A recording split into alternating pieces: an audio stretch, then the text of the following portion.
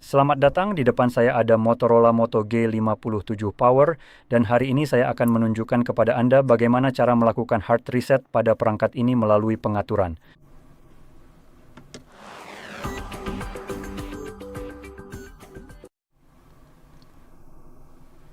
Jadi untuk memulai Anda perlu membuka aplikasi pengaturan Anda. Dan di sini gulir ke bagian paling bawah, sebenarnya bukan ke paling bawah, tapi ke bagian sistem. Jadi ini agak dekat dengan bagian bawah. Sekarang sebelum kita melakukan riset pada perangkat Anda, saya ingin membahas tentang mencadangkan data terlebih dahulu. Karena proses ini akan menghapus semua data Anda, sangat penting untuk mencadangkan data pribadi apapun yang Anda simpan di sini dan hanya tersimpan di perangkat ini. Sekarang, jika Anda tidak tertarik untuk mencadangkan data apapun, silakan lewati saja langkah ini. Namun, bagi Anda yang ingin mencadangkan data, Anda bisa melakukannya dengan beberapa metode berbeda. Di sini kita punya opsi cadangan, tapi yang satu ini akan melalui, Google. Ini adalah cadangan yang sangat terbatas. Saya sungguh tidak merekomendasikan ini, kecuali jika ini adalah pilihan terakhir Anda, dan Anda tidak memiliki kemungkinan lain untuk melakukan hal lain. Meskipun demikian, Anda mungkin masih perlu membuat cadangan tambahan di atas cadangan data yang sudah ada, karena Google memiliki keterbatasan, jadi pada akhirnya Google akan memberitahu Anda apa yang akan dicadangkan. Jadi, data perangkat lainnya, kami memiliki kontak, riwayat panggilan, pengaturan perangkat, aplikasi dan data aplikasi, pesan SMS, pesan MMS, dan kartu SIM. Nah, SIM sebenarnya mengacu pada eSIM jika ponsel mendukung eSIM, yang menurut saya ponsel ini tidak mendukungnya. Jadi, itu saja.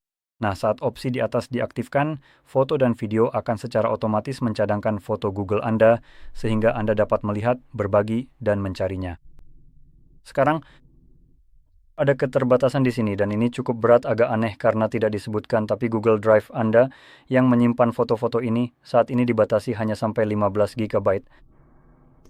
Jadi jika Anda memiliki lebih dari 15 GB gabungan foto dan video, maka Google hanya akan mengunggah hingga 15 GB saja. Semua yang melebihi itu akan diabaikan oleh mereka. Jadi sebagai cadangan ini benar-benar buruk karena sebenarnya tidak mencadangkan semuanya, dan selain itu, apapun yang dicadangkan kemungkinan besar akan digunakan untuk melatih mesin AI Google. Gemini perlu belajar dari segala sesuatu yang bisa ia serap, dan foto-foto Anda menjadi sasaran empuk mengingat Anda mengunggahnya ke Google. Jadi, saya benar-benar tidak suka ini hanya karena dari segi privasi, saya tidak ingin foto-foto saya tersedia untuk dipelajari oleh Gemini. Dan selain itu, batasan hanya 15 GB sebagai cadangan itu benar-benar konyol. Jadi, ya. Dan ada juga hal lain yang akan dicadangkan dengan cara tertentu, yaitu aplikasi Anda, meskipun sebenarnya tidak disebutkan.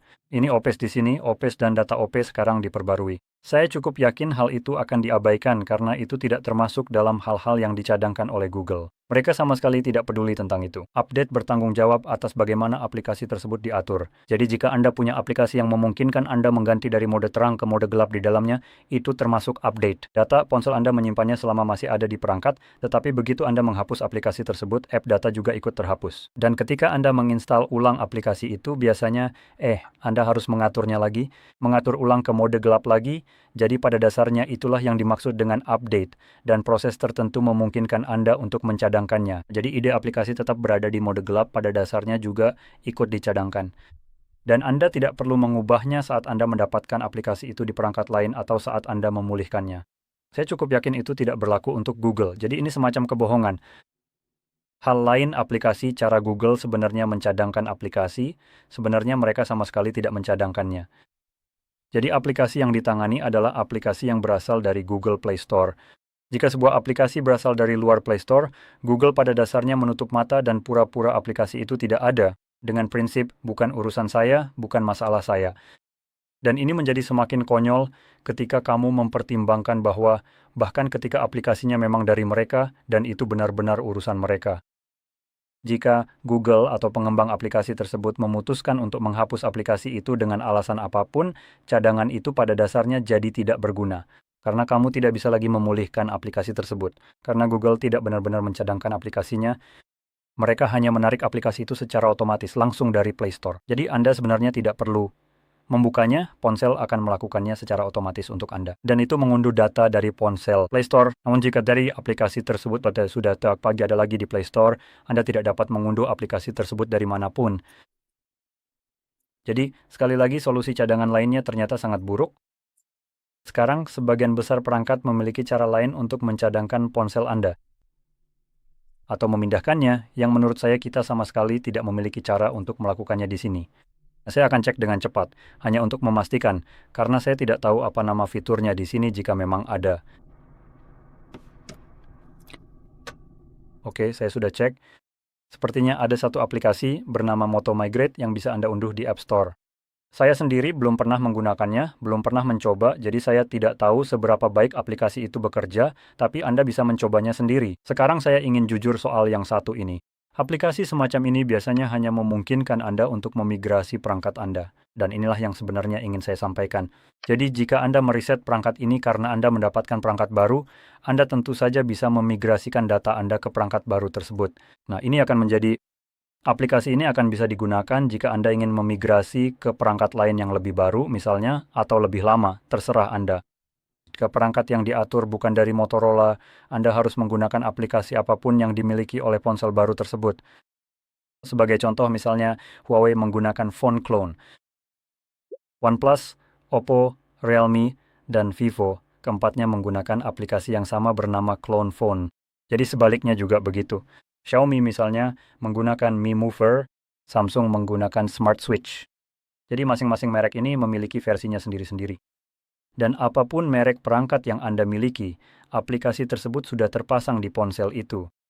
Yang perlu Anda lakukan adalah mengunduh aplikasi tersebut di Play Store pada perangkat ini, lalu hubungkan kedua ponsel ini dan migrasikan semuanya. Dan proses migrasi itu akan jauh lebih baik dalam hal memindahkan data Anda dari satu tempat ke tempat lain.